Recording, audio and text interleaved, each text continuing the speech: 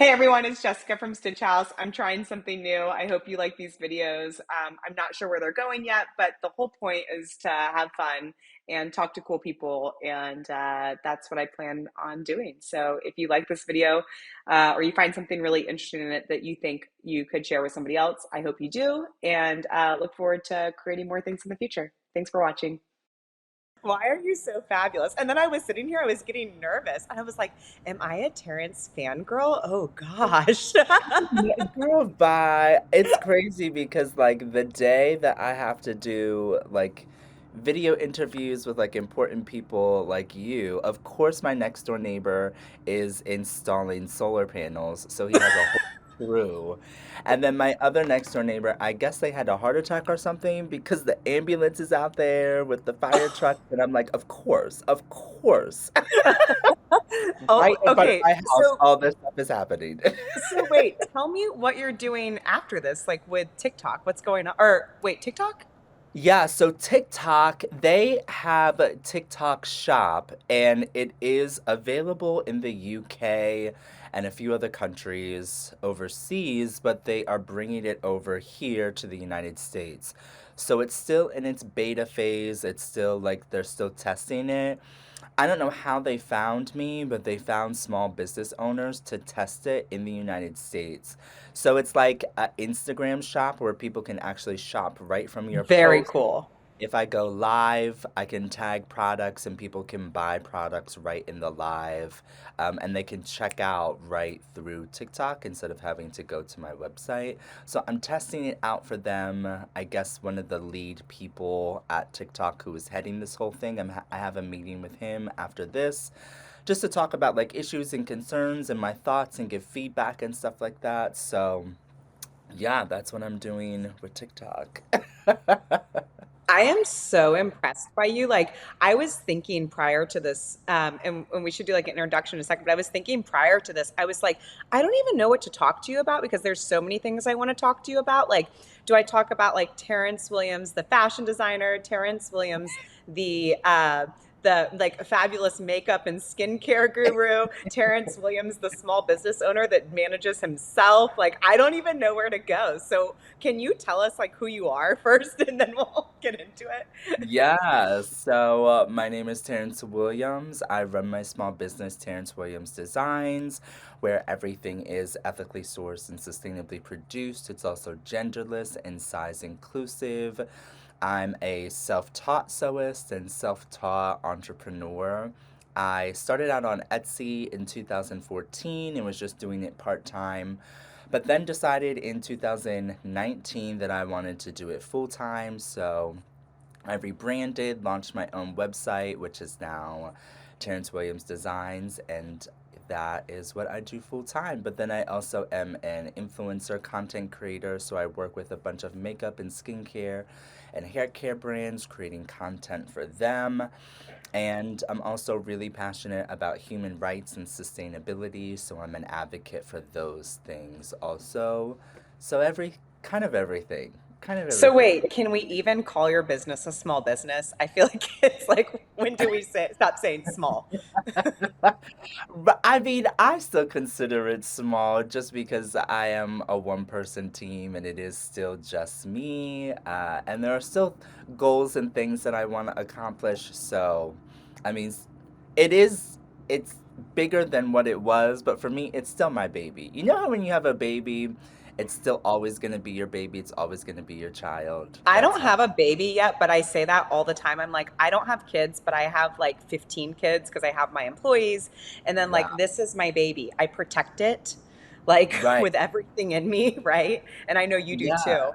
So, Yeah, and I think for those of us who don't have kids who are entrepreneurs, like our kid is our small business is our kid. It's our baby, our business is totally. we care for it exactly like as you would a child because I'm not on the Maybe baby. even more. I feel like once I like if I ever become a mom, I'm like, well, I've gotten like the hard part out of the way. It feels like I can all of my I kid you not, yesterday one of my employees, Sierra, she's so sweet, you know who she is. She has been driving one of my cars, my business company cars, it's a Kia, because her car got stolen. And she calls Oh, me yesterday and she's like, Jessica, you're never gonna believe this. the Kia got stolen from the same parking garage. And I'm like, that's owning a business, isn't No. it? Yeah, yeah. So, Oh okay, enough my about God. that. It's just like it's always something, you know? Right. Always something. Always. Okay, wait. Always. I want to start this. Tell me this room that you're in right now because it is like organized chaos. It literally, that's how I describe it. Organized chaos. So this is my sewing studio that I have behind me. So this is where I shoot and film all of my content. I have my lighting system over here. Over here. So when I'm on live and TikTok and filming videos and stuff, so I have like that set up, and then fabric and stuff that I'm releasing for spring, and is a lot of fabric. A And lot of fabric. it is organized chaos because for me it makes sense because I know like on some shelves it has like the fall and winter stuff and the spring stuff and different collections that I'm coming out with, so when I look at it I know how everything goes, but when you see it it's like, oh my God, it's a I, mess. I know you have to know where everything is in there, but like I look at it and I'm like, how do you know? Yeah. I know you know. I So always feel like I should go through and organize it, but I feel like the second that I do that, I can't find anything. So I'm like, yeah, this is good. This I don't care So what people okay, think. like I wanna talk about let's talk about sewing because you got into sewing. I listened to your podcast because I love your podcast and I've tried to convince you to start your podcast with your laugh because it's like my favorite thing ever. It really like brings a smile to my face. But so you got into sewing because why? Like tell everybody like how that all came about. Yeah, so I have always really been into fashion and clothing. I feel like I was like everyone, like obsessed with Sex in the City and Vogue Obsessed. magazine. So I could tell you like designers, new collections, the inspiration behind the collections, and I just poured over everything. And then that went into from loving fashion to fashion construction and how garments were made because I really wanted to make the stuff that I saw on the runway for myself. And but I didn't have the money to pay designer prices. So I was like, okay, how can I make these clothes and how are they put together? So I started researching, started sketching, and then from sketching, I went to sewing because I told my family, specifically my sister, that I wanted to be a fashion designer. I wanted to make my own clothes. So she bought me my first sewing machine, and then I taught myself how to sew with the sewing machine that she got for me. I think it was a Singer. I'm not sure what number, but it was a Singer from Walmart. And I had a gift card to Joanne Fabrics, and then it just started from there. So like, okay, two questions. One, who is your Sex in the City character? You know Um, you have one. I do. So I feel like growing up, I always thought I was a Carrie. I feel like we all think we're a Carrie. Yeah. Uh, but now I definitely feel more like a Samantha. Like I Right? definitely, it's just like owning who you are, owning your sexuality. Definitely don't want kids. Like just want to focus on being like a badass bitch. Of course. Yes. I'm glad someone said it. I always knew I was a Samantha. We I love my that for mom you. got We me the love that box self-awareness. DVDs. What? I said we love that self-awareness. My mom got me the box DVD set and everybody wanted to be a Carrie. I was like, I'm Samantha. Okay, but back to that. Like when you said Sex and the City, I'm like, I wonder who Terrance's character is. Okay, so have you interviewed your sister yet? So I haven't. I spoke to her about it because I gave her the feedback because you're not the only one. There are so many people who are like, when are you going to interview your sister? We want to hear from your sister. So I had the conversation with her. She is actually very, very shy. I believe that, She yeah. a lovely, amazing person, but when I tell her about all the stuff that I have to do and the interviews and stuff, she gets nervous for me. So when I told her about the feedback from my podcast episode, first of all, she immediately downloaded the podcast and started listening and just like listened to all the episodes. And after she was done, she called me crying because she was just so proud of me. And there was just stuff that I talked about that she didn't even know, and stuff that we had in common that she didn't even realize. So when I told her everyone was so excited for her to be on the podcast, she got really nervous. But I explained to her, like, it doesn't have to be a long episode. We would obviously have topics and questions and things that I would talk to you about beforehand. And people just want to know what you saw in me that inspired you to get me the sewing machine. They want to hear a little bit of your story. And so she's coming around to the idea. She's warming Got to up warm to her it. up. It's going to take a little bit, but she definitely wants to do the podcast for sure. Don't you think, Terrence, that like we all just need like just one person to believe in us, and like that can really catalyst to all kinds of, I mean, look at you like now. I know like as a small business owner, sometimes when you're in it, like you, for me, I always feel like constant failure. Like I'm not doing enough. Like other people are doing more than me. But when you have someone else look at like your business, like me, especially as another business owner, I look at you and I think sometimes like you're inspirational to me. I'm like, Terrence is doing so much. He's got like brand deals and he's managing himself. And like, so isn't it just like good to have one person believe in you and like see where it goes?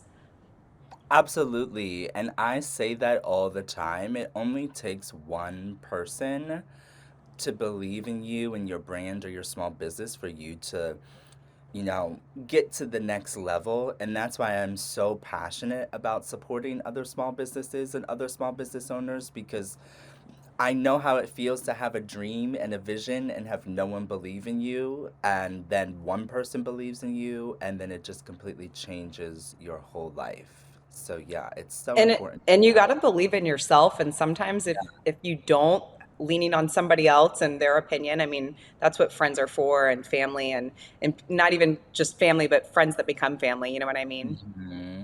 So Absolutely. you're so, but I love that. I don't love this part of the story for you because I'm just going back to your podcast, and everybody's going to need to listen to this podcast to reference it. But when you moved back and then weren't living in Dallas, and you felt like I failed, like this is it, right? And you look at that versus now, like what is the mindset difference that you had then versus the one that you have now that really changed things? It's so funny you say that because I'm releasing a podcast today talking about that specific experience. Really? Yeah, yeah, I recorded it last night and I'm editing it. But I was sitting there and I was like, do I really want to release this? Because I mean, I open up the vault and talk about everything, like Mhm. everything that I went through moving back home to Pennsylvania and how difficult it was for me. But um, the whole theme of the episode is talking about one of my favorite quotes from Eat, Pray, Love, and it is, ruin is a gift, ruin is the road to transformation. And what that means for me, moving back home to Pennsylvania and not being where I wanted in life, and just other things that happened, I was at such a low point and I did not think it could get any better. And I looked at all of my friends who were getting married and having the big house and the white picket fence, and just seemed like everything was working for them. And here I was, you know, almost in my late 20s, living with my sister in a basement, almost broke, not knowing what I wanted to do with my life. And I was just Yep. broken and sad.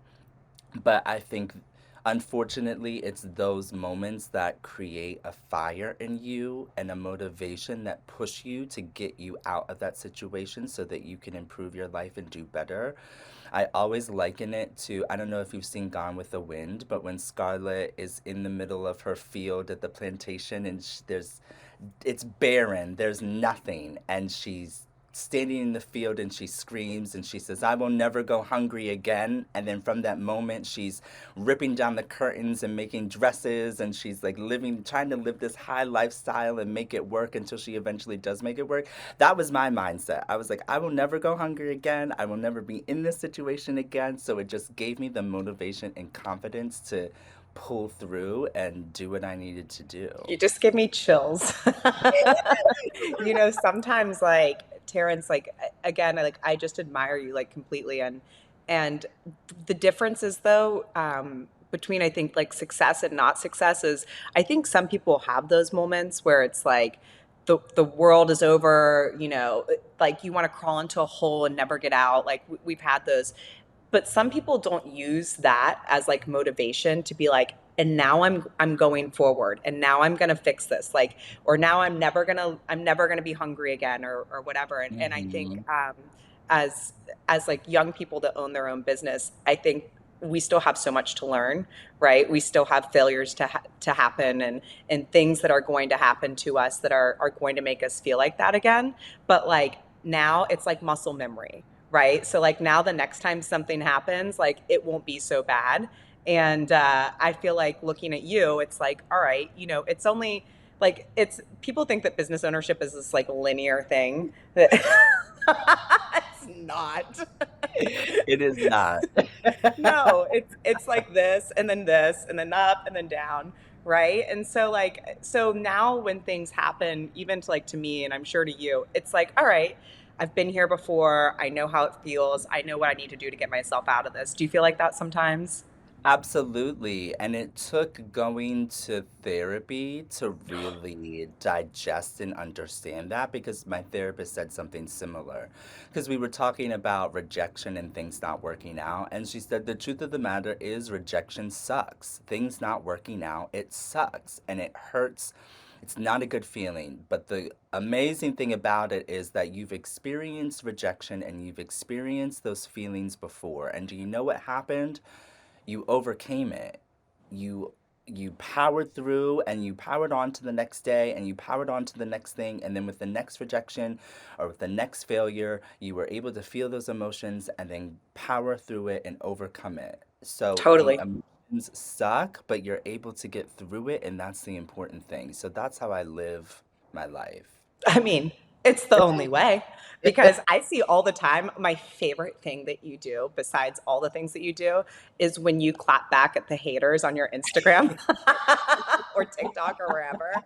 Like, you don't even let that, like, you're like, oh no, like immediately. And that people don't realize, like, you're not being like snarky back or anything like that. It's like you have to do that.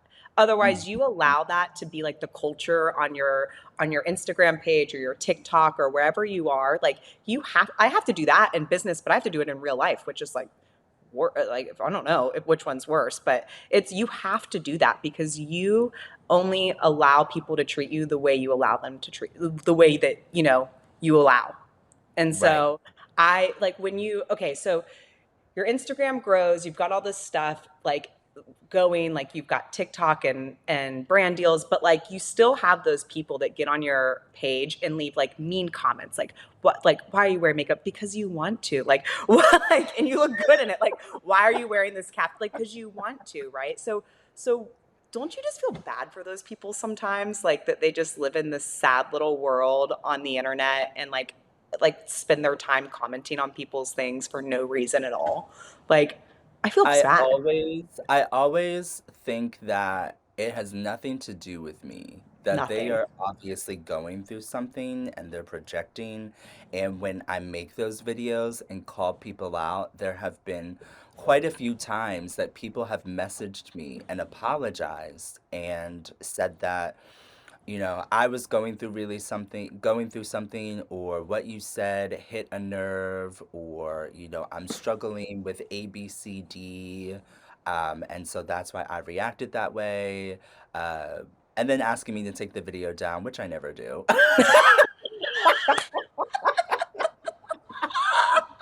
But I realize it literally has nothing to do with me, but everything to do with them and what they are going through. So I don't try not to take offense to it and I try not to let it hurt my feelings. But I always say just because I'm at a place where I can brush it off and respond and make a video calling someone out, the next person might not be able to. And that one comment could be the thing that makes them harm themselves, harm someone else. So not only do I not want it to be on my platform, I don't want that person to then go to someone else and feel like it's okay to bully them because that person might not be able to take it. And Agreed. it's Even it's just like and it's Y- not it's In not in real life, we get that because, I have brick and mortar, right? And yeah. so in real life, we'll have people come in and they'll just be like so mean. And I have to tell myself all the time, remind myself, oh, this has nothing to do with me. This has everything to do with like what you've got going on. And like I read something the other day online. It's like it's really wild how we promote like this is the time in history we promote the most kindness and the most positivity, but like there's still so much hate. Yeah. And it's really wild to think about it like that. Yeah, and I feel like if people just stepped into the other person's shoes and just took a moment to really think about how they were talking to people and how they were treating people, and if the roles were reversed, they wouldn't like it if people talked to and treated them that way, then they wouldn't act that way. And I truly feel like everyone should work retail at least once in their life. Because if you knew how it felt, you would not do it. You I would was not be me. talking I was talking to someone the other day. They said everybody should work in the service industry. I said that does not just include restaurants, that is retail as well. Yeah, Like, yeah, it gives you like a whole new perspective on dealing with people and dealing with emotions. You become almost like you have to like learn how to psychoanalyze a little bit. yeah, It's yeah. it's a lot. So tell me like, okay, so on that same note, you have like a genderless, like all-inclusive fashion line. Tell me Mhm. like where that's going, how that started, like obviously how that started and like where you think it's going or where you want it to go in the future. Because I think a lot of people love everything you do, and I love that anybody can wear it. Yeah, so I just realized for myself that the clothing that I wanted to wear was always a little more feminine. And it was always in the women's section, and things just like didn't fit me the way that I wanted it to fit me. And so I knew when I created my line that I wanted it to be representative of my style and what I like, but also just anyone could wear it. And I think fashion can be so limiting and so restricting, not just with genders, but also not being size inclusive. And so it was really important for me to combine those two so that when someone bought one of my pieces, they felt beautiful, they felt like they could be themselves, express their gender identity, be plus size, and still be cute. And I just think with the culture and society that we are in, with people just being more outspoken about being trans and non binary and exploring that, we need to reflect that in the clothing that we are producing and the images that we are producing, and it just needs to be more inclusive. So if I can be part of the wave that supports that, then I will do And that. you do it so effortlessly, like everything, like sometimes like you put an outfit on, I'm like, how do you think of that outfit? Because like you know what you haven't done in a while that I used to love? You're like getting ready with me videos where have you like done one of those in a while where you put on like basic. You know, I haven't because I was changing my social media strategy and I was trying to really niche down and just do sewing specific content because, being on Instagram in the algorithm and just trying to gain followers and sales and things, it's difficult. It is ever evolving. So I was Yeah. just trying different techniques, but it's funny, it's so funny you say that because I'm starting to get back into styling videos and I'm actually releasing one today. So yeah, the Because you styling would like videos put are something, coming you back. would start with like the most basic, and then like by the time you were over, I'm like, oh my gosh, I need to like put on more accessories. I need to add to this a little bit. Like Yeah, you do great styling too. So that reflects in your fashion design as well because you have an eye for, what is I love that you use lots of color. I love that you're bright and like really yeah, fun and cheery. I think that reflects your personality a lot because you yeah, have this like big, like vibrant laugh and like everything about you. You have a big presence to you. Like I know when you're in the store, I know Terrance is here because everybody wants to talk to you or be around you. So it literally, really yeah. reflects in like everything that you create as well. Thank you. Yeah, that was really important for me for my brand to reflect me and my style and my personality. So anything that is like big and colorful and sequins and floral, I mean, that's just what I love. So yeah. Do you get a lot of people, Terrence, that contact you because they want to start their own fashion line? And like, have you considered, mentoring people? Or are you doing anything like that yet? So I do offer one-on-one business consultations for small business owners. It doesn't matter where you are at in your small business journey. If you're just starting off, if you just need help with social media or marketing, or if you need everything. So I do one-on-one business consultations, and I do like 3 different Zoom sessions, and that includes guides and templates and PDFs that are specifically curated for you and your small business and the journey that you are going on. Because again, I do think it's really important to support small business owners and take chances on people, because it just takes that one person to help you to get to where you need to go. So, and I also do makeup, one-on-one makeup Do you consultations. sleep? Um, How do you have a social life? I know you're like active, like you like work out and do everything else and like date and, have friends. Like how? I figured out not a long time ago, but recently, that there needs to be work-life balance. Like, I need to be able to have time to do my own thing. So everything is very, very scheduled. Um, as far as the business stuff, it's very scheduled. I have the planner. I use apps like Asana and Buffer and Later to schedule all my content. And yeah, and again, like Tuesdays and Thursdays, I'm just shooting batch shooting content and editing content all day to be released throughout the week or the month or whatever. So I have it down to a science now where I can, work and play, and I appreciate that.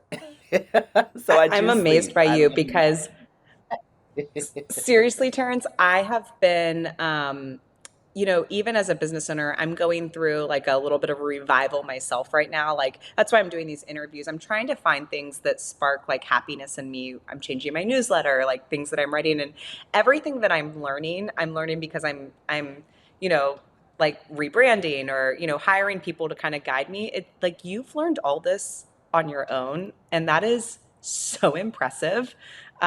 Because like one of the things that I hate, okay, one of the things that I hate, let me just speak candidly. I hate when like, we just did this like make money with embroidery business seminar thing where people came, used the 10 needle, all that kind of stuff. And I always want to tell people, like, just do it.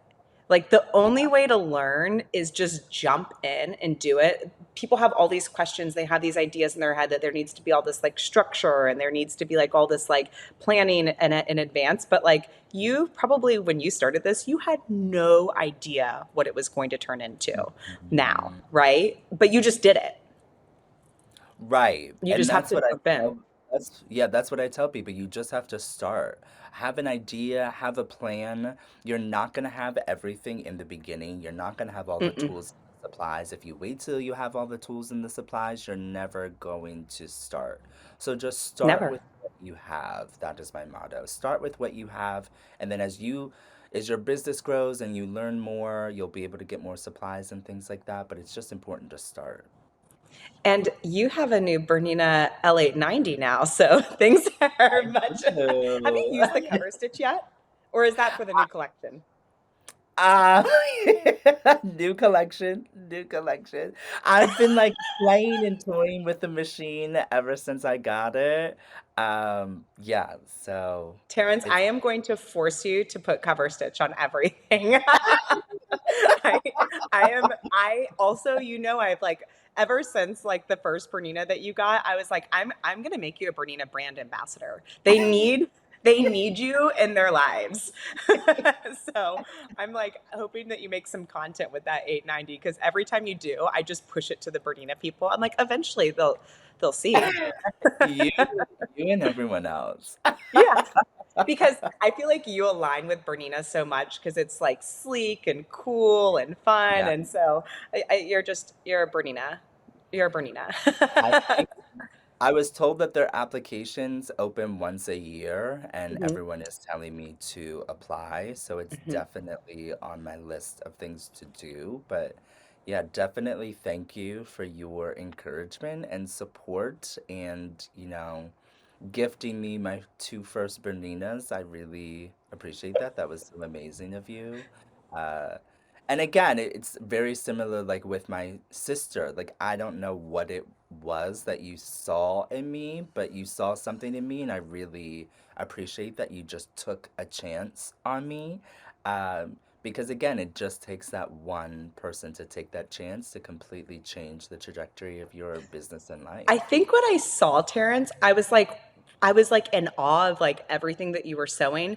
And then I finally came across a video on your Instagram where I saw your machine. I was like, oh no, Terrence needs way better than that. And I could not believe that you were making all of those, I mean, beautiful garments Yeah. on the machine that you had before. I was like, oh no, we're gonna get him hooked on Bernina. But you know what's funny? I was watching a video of Michael Costello, like maybe during the pandemic. He was at home sewing and he had like a little $100 singer. Like he Yeah. didn't have anything like super fancy, and that's Michael Costello. So I was Yeah. like, you don't always have to start with, a $10,000 sewing machine. You can start with Mhm. something, thrift something. Go to an estate sale. There's always sewing machines at estate sales. You don't Right. have to start, walking into a dealer like me and then, finding, whatever's most expensive. That's not what creates a beautiful garment. It's you. Right. And that's what I tell people because I get questions all the time on TikTok. People are like, what machine do you recommend for a beginning sewer or something like, or things along those lines? And I say, as it's kind of like in Harry Potter when he goes into Ollivander's wand shop, like the wand chooses the wizard and the Uh-huh. sewing machine chooses the person. You could have a recommendation of 10 machines from people, but until you are there touching it, playing with it, getting a feel, knowing what you want in a machine, you're not going to know. So that's why I think it's just important to really just test out the machines to find out which one is best for you because ultimately as long as the machine does a straight and zigzag stitch you can basically make anything. You can make anything. Yeah, Anything. Um, anything. And as your skills grow and things like that, you can get the nicer heavy dutier machines and the the fancier Bernina machines. L890, which is Mm, yeah. honestly my favorite overlocker that was ever created. I mean, Yeah. come on, it goes between cover and overlock with the push of a button. Like, Yeah. what? It It's is. beautiful. I'll tell you something really quick, and then I want to end on something. But I'll tell you this: when that machine was released, Paul Ashworth, who's the president of Bernina, awesome guy, he calls me and he's telling me a little bit about it, but we hadn't seen it yet.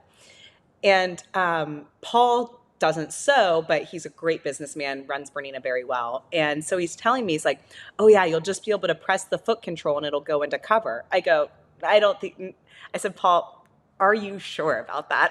And he's like, yeah, I'm positive. I'm like, no, no, no, that's not a thing. That's never been a thing. Like, how? He goes, Jessica, that's why he's British. Jessica, that's why it's taken 10 years to create.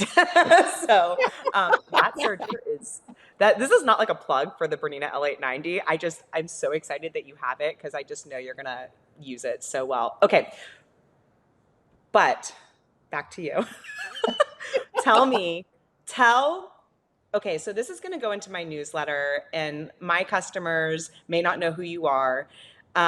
Tell people like how they find you, like if they're interested in purchasing something from you, what's your website? Like, give us like the overview of Terrance Williams, and maybe like one takeaway from this interview.